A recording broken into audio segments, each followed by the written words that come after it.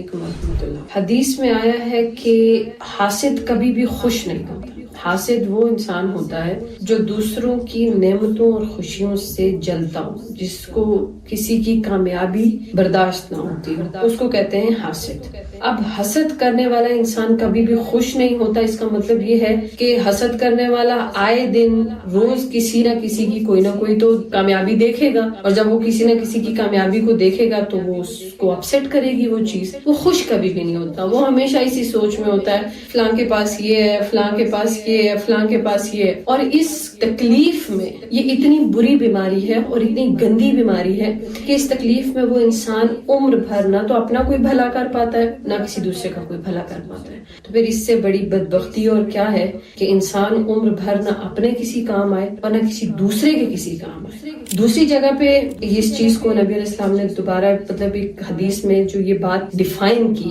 کہ یہ پوری دنیا مل کر تمہیں کوئی فائدہ پہنچانا چاہے نہیں پہنچا سکتے مگر جو کچھ تمہارے لیے اللہ نے لکھ دیا، اور یہ پوری کائنات مل کر، پوری انسانیت مل کر تمہیں کوئی فائدہ پہنچانا چاہے تو فائدہ بھی نہیں پہنچا سکتے، نقصان بھی نہیں پہنچا سکتے مگر جو کچھ اللہ نے تمہارے لیے لکھ دیا۔ تو پھر تو کلیئر ہو گیا نا، یعنی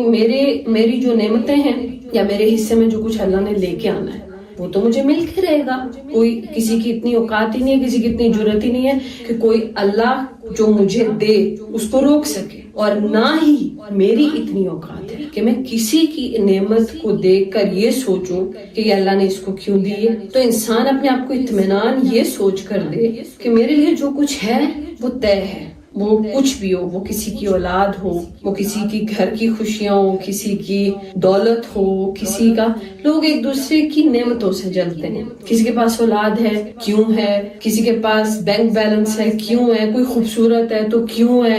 نعمتوں سے جلنے کا کوئی تک نہیں بنتی۔ ہاں، آپ کسی کی کوئی نعمت دیکھیں اور آپ کو اچھی لگے تو وہاں پر یہ دعا مانگتے ہیں کہ یا اللہ اس کی اس نعمت میں برکت ڈال اور مجھے بھی تو عطا کر۔ بس اس کا مطلب یہ ہو گیا کہ آپ اپنے لیے تو ڈیمانڈ کر رہے ہیں جو کہ انسان کا حق ہے، لیکن آپ اس کی نعمت سے آپ کو کوئی تکلیف نہیں ہے۔ اللہ اس کی نعمت میں برکت ڈال اور مجھے بھی عطا کر۔